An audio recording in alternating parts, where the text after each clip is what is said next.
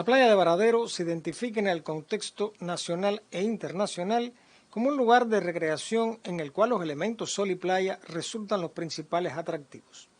Sin embargo, esta porción del territorio matancero tiene una rica historia que desde un remoto pasado prehistórico entronca con las luchas por la independencia.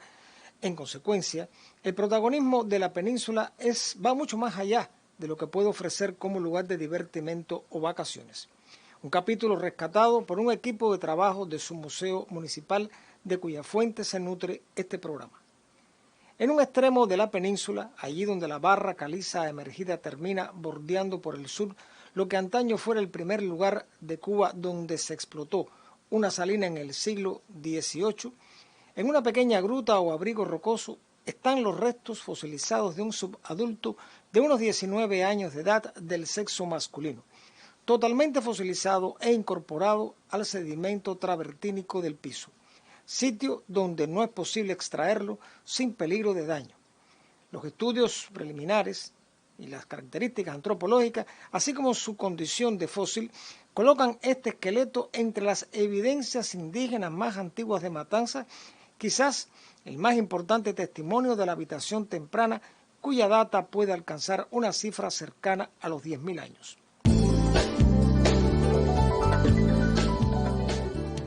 Contrario a cuanto se podía suponer, vista la condición geográfica de la península, la habitación precolombina fue mucho más importante de lo sospechado.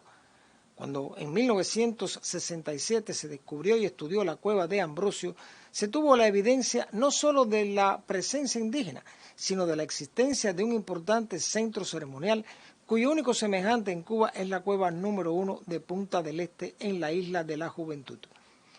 Luego, en 1980 y a partir de la segunda mitad de esta década, se descubrieron más de 40 cavidades con evidencias arqueológicas, enterramientos y la cueva y solapa musulmanes y un extenso conchal como muestra de habitación en plena área de la playa hacia el centro del balneario.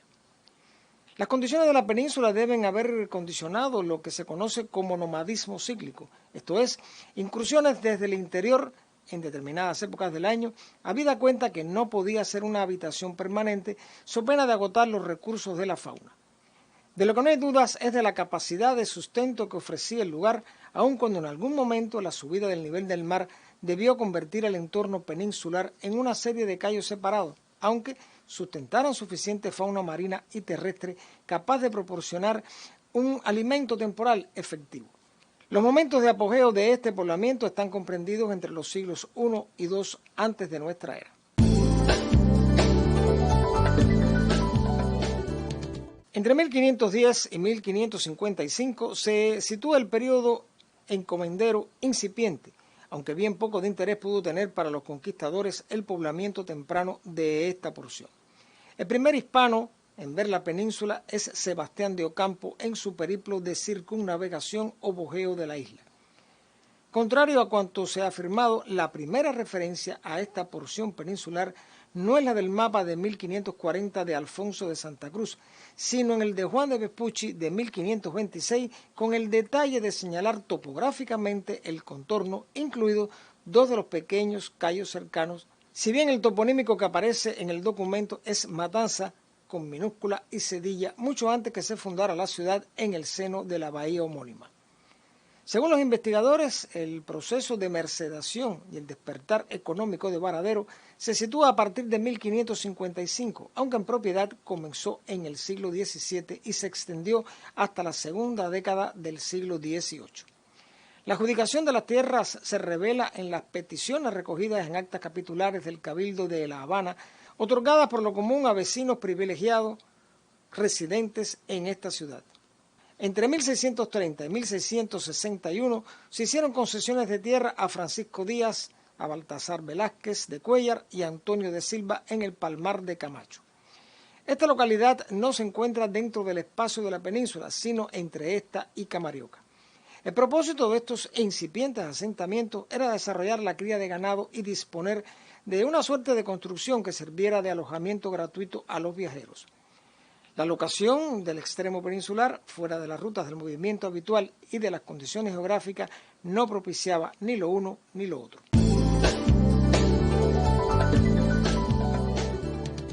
La primera referencia sobre la explotación de la sal data de 1555, entendida con justicia como la primera de las actividades económicas de la punta de Icacos.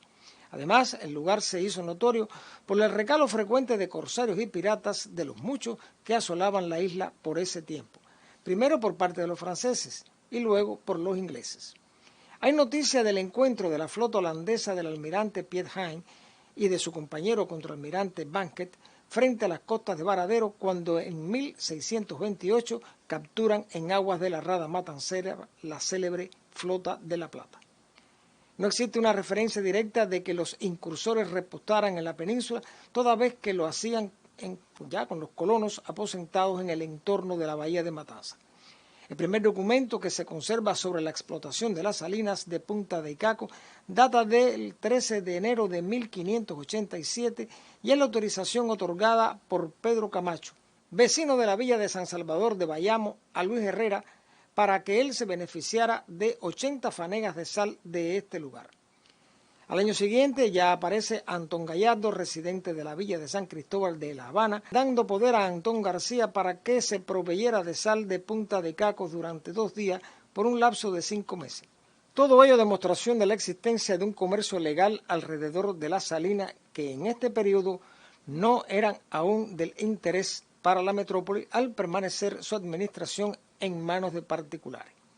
Por otra parte, no hay referencia de la mano de obra utilizada en este momento, pero es de suponer que fueron los esclavos negros sin excluir la presunta utilización de la escasa y remanente población de indios.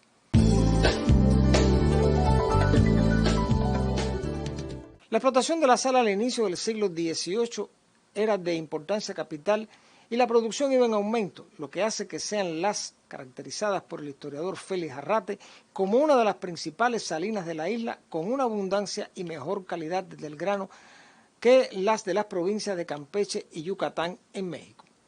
En el año 1733 ya la fanega de sal era vendida a 30 pesos y en algunas ocasiones hasta 36. La situación incrementó el interés para corsarios y piratas por cuanto la sal era necesaria para el almacenamiento de sus productos. En 1758, tomando como pretexto el estancamiento de la sal por los accidentes naturales, el rey dictó un decreto monopolizando la producción a través de la Real Hacienda. Al año siguiente, don Blas de la Barrera ubica en su mapa el sitio que él llamaba Varadero y que aparece por primera vez así, con las ya famosas salinas, indicando además la presencia de sitios de corte de madera. No obstante, el monopolio que se había establecido sobre la venta y extracciones de la sal, la Real Hacienda autorizó a Bernardo Carrillo de Albornoz a la explotación de las salinas en reconocimiento a su comportamiento frente a los artilleros cuando la toma de La Habana por los ingleses.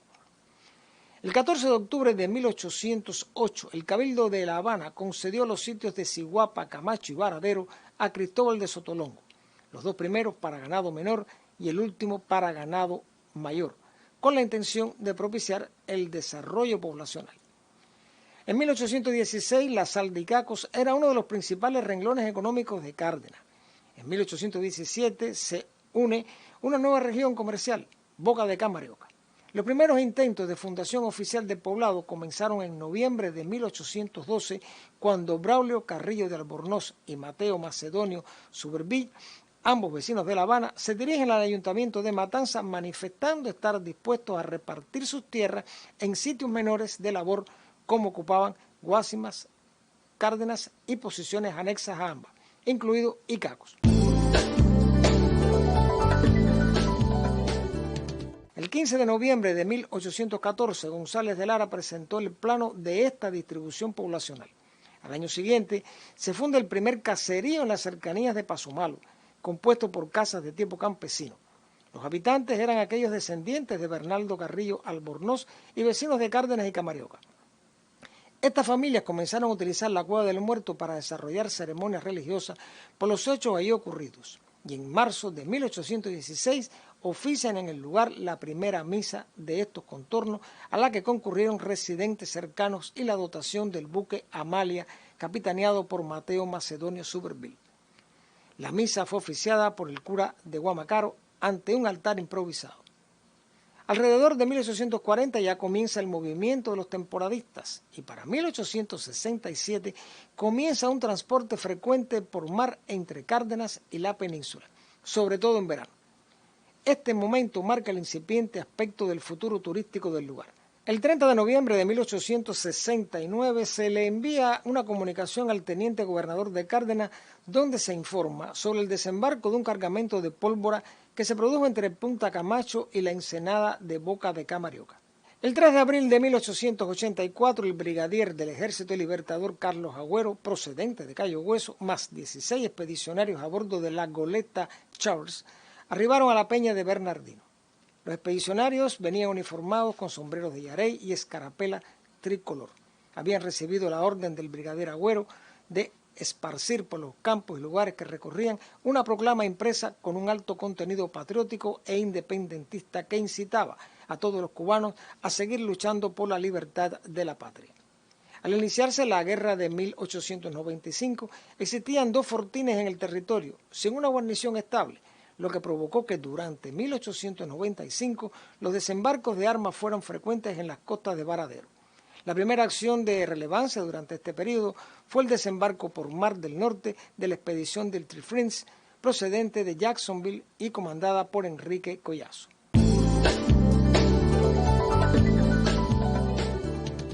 El 19 de marzo de 1896 se produjo el desembarco destinado a apoyar la campaña del general Antonio Maceo y sostuvieron un encuentro con la pequeña guarnición del fortín.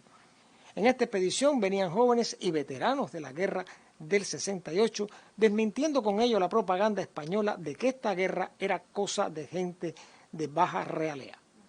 El recuento de los hechos relacionados con la gesta de independencia no puede ser objeto de un tratamiento superficial, habida cuenta su peso protagónico en la participación matancera en la contienda.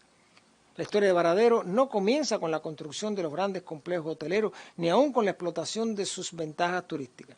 Hay mucho que contar de esta bella porción de la provincia donde también se gestó una parte de la identidad nacional. Los invito y los convoco para un nuevo encuentro con la historia y el recuerdo, porque la memoria es la dueña del tiempo.